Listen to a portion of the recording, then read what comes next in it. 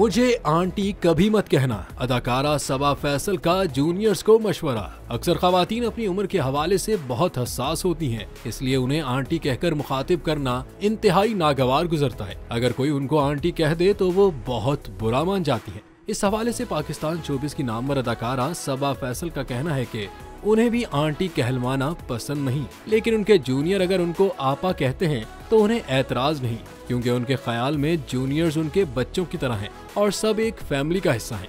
उन्होंने मशवरा दिया कि अपने से बड़ी उम्र की खवातीन को आप मैम कह दें या नाम के आगे जी वगैरह लगा दें तो इससे किसी को ऐतराज भी नहीं होगा, लेकिन आंटी कहना मुनासिब नहीं।